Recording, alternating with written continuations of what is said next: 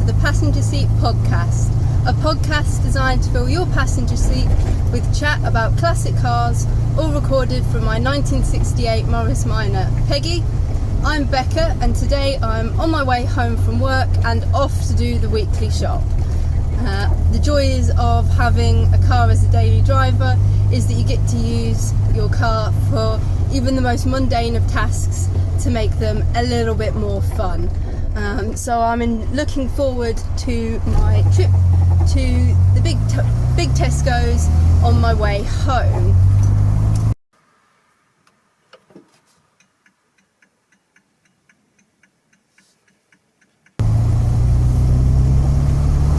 My quirk of classic car ownership for you today is how easy it can be to make friends with your classic car. I've recently had a few shows where I've been able to kind of go up to people and talk to them purely because I've got a car, they've got a car, and I want to talk to them about their experiences and stories, and I want to share some of mine as well. So I'm really grateful to Peggy for giving me these sorts of opportunities because it's been really enjoyable doing those things.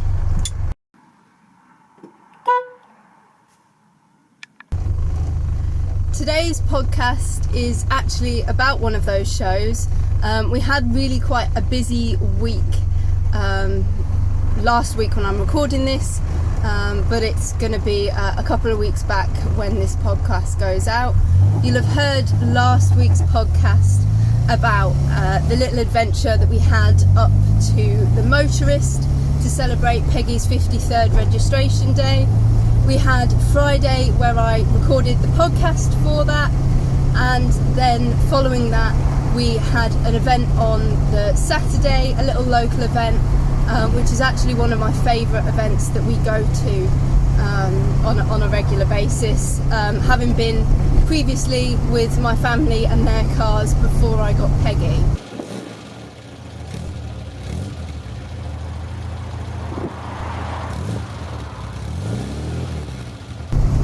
So the event that I'm talking about is called A Classic Affair.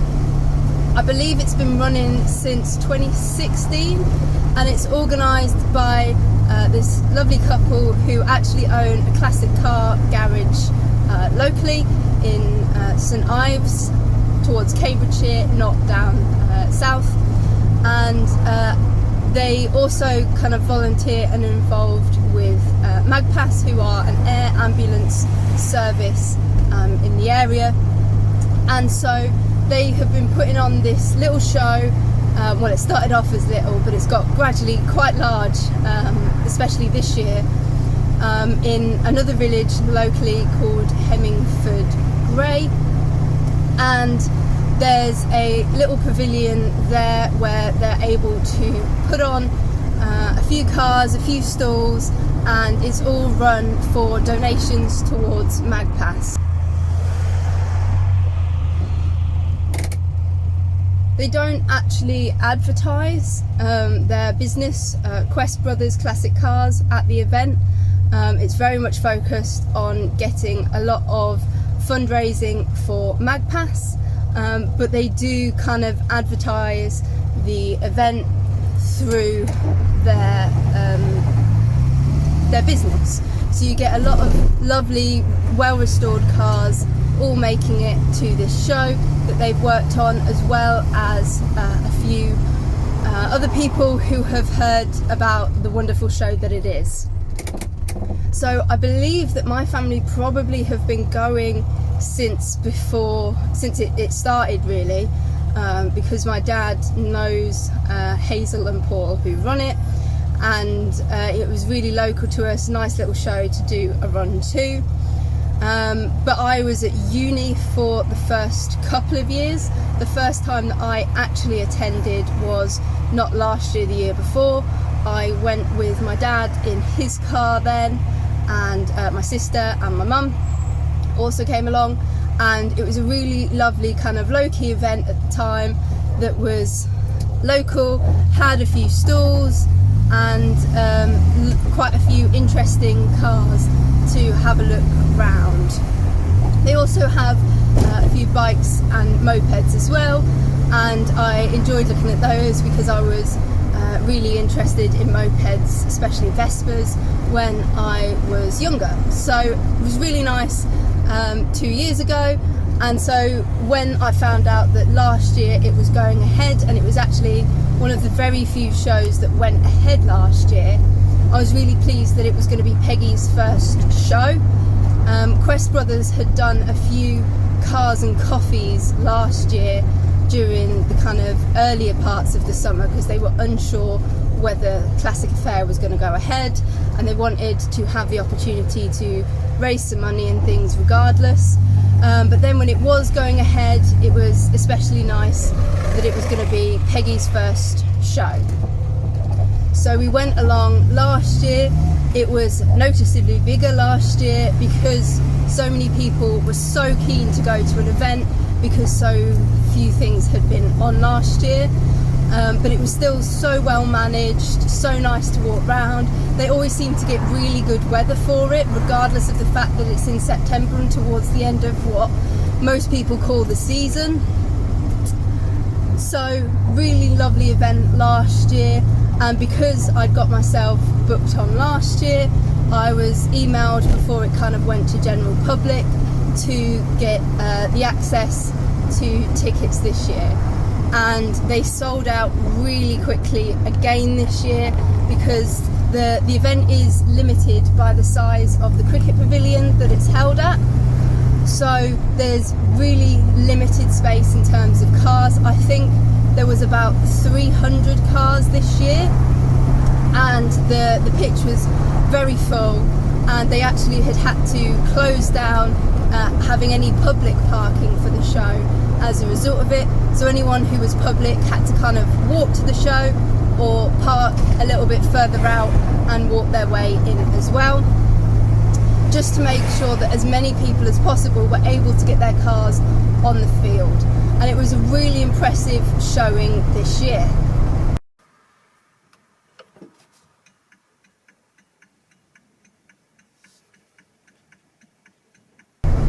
So last year and this year we made a point of going with my parents and also some family friends who have a TR5.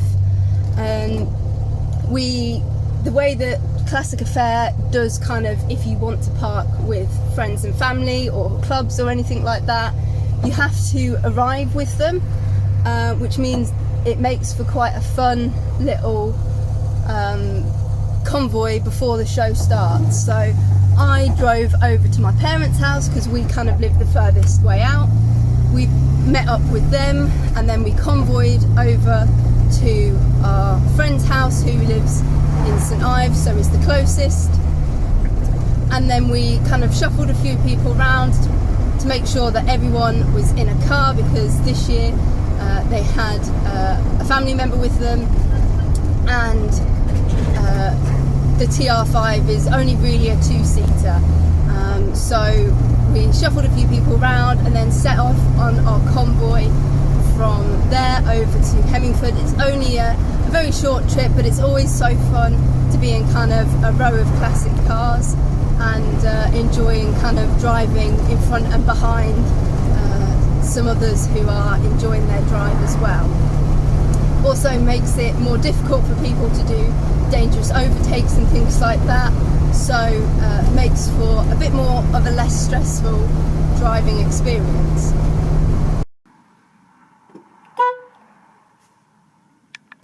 So we arrived reasonably early. I think arrivals for showing cars was between 9:30 and 11, because it opened to the public at 11. There was a few people rolling in a little bit later than that, but we tried to get there reasonably early, and it meant that we were quite near the kind of the start of the event, and able to see quite a lot of cars coming in, and able to see get ourselves all set up and comfortable with an ample picnic space, as it was going to be quite tight for space this year. Last year it was really good because they'd been kind of a little bit more concerned with social distancing and things without vaccines and things like that last year. All the cars were socially distanced, so there was quite a lot of space and things, but we're trying to fit as many cars on the field as possible this year. Things were a little bit more cramped together, so we had to kind of do some negotiating with a few of the people around us to make sure that we had somewhere to set ourselves up with a picnic and enjoy the show. So once we were all set up and had kind of had a cup of tea and made ourselves had exchanged some recent stories from our recent escapades out, particularly us telling everyone about the adventure up to the motorist and things the week before. Me and Jamie went for a little bit of a walk round to film all the cars that were there and all the bikes that were there.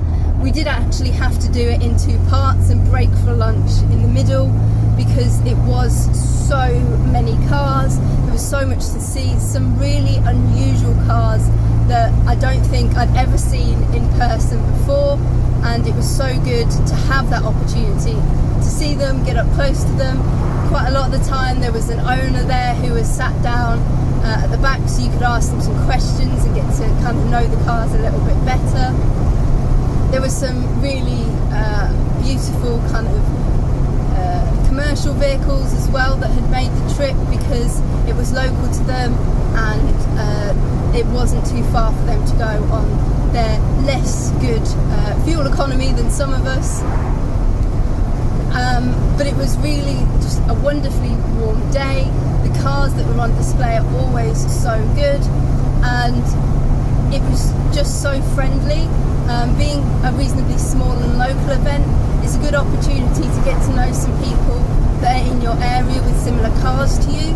We had a really good chat with a couple who had got their Morris Minor convertible just 10 months ago. They got it in November during lockdown, so it was really interesting to hear their experience of buying a car during what was a full lockdown, and the things that they'd managed to do with her this summer. And also they were new classic car owners, so we were able to kind of exchange some of those stories of getting used to having a classic car. We also met another guy who had a police car from Brighton, Morris Minor, the same year as Peggy, and were able to kind of have a chat to him. Again, one of his first shows out with the car, and network with him a little bit about some other shows that we'd heard about and some shows that he'd heard about, so that you could find out some more things that were happening in the local area. It was also fascinating to see some cars that, despite living locally and being constantly out in my classic car, you just don't see out very often. We also saw a very well-maintained and interesting example of a Ford Capri that had exceptional kind of engine work and restoration and things like that, and was in the most amazing orange colour, and again a car that perhaps don't see out so often, but is really good to get very close to in person. And that was one of Jamie's favourite cars of the show. There was also some very nice Lotuses that he had his eyes on, including a Lotus Elan Plus 2 that was in a very attractive kind of bluey colour, and you know that we like our blue cars, so that was very beautiful to see in person, and again had its bonnet up so we could have a really good nosy at the engine and things like that.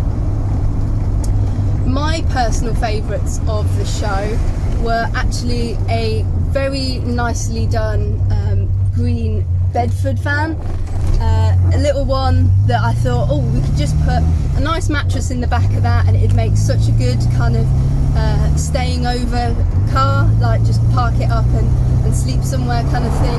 But it was so immaculately done and just looked so cute on the field.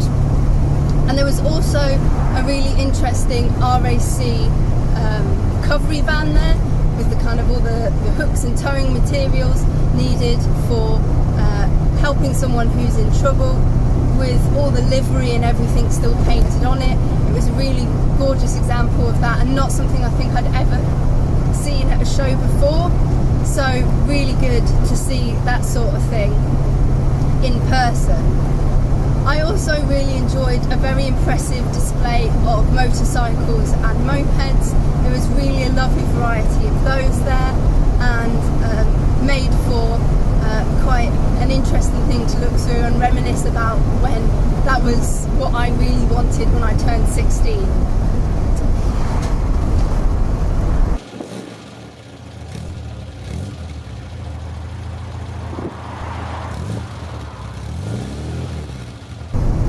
The last 2 years when there's been a couple of stands there, but this year there was quite a few more stands there with little kind of crafty bits and cakes and food and some other kind of automotive related things as well.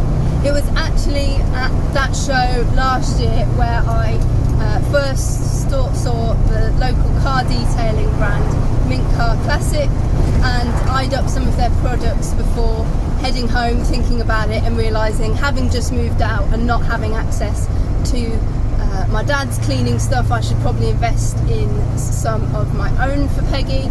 I made a choice to go with them and have kind of loved their stuff ever since, and they very kindly sent Peggy some gifts for her birthday. But it was the first time that I got to meet kind of Damien in person and have a chat and hear more about his brand and kind of the wonderful work that he does for making some very fantastic smelling and really well working classic car detailing stuff. So it was really good to meet them and have a chat with them. There was also some other really good stands with some fantastic artwork on them, and some good charity stands as well with some really good sewing projects and things like that. It was really just a very nicely well put together, well organised show. That to have such a good show so close to home and to be able to attend it and also share it with you guys this year through kind of my recordings of the video, if you're watching on YouTube, or just kind of my hopefully enthusiastic sounding description of what a great show it is.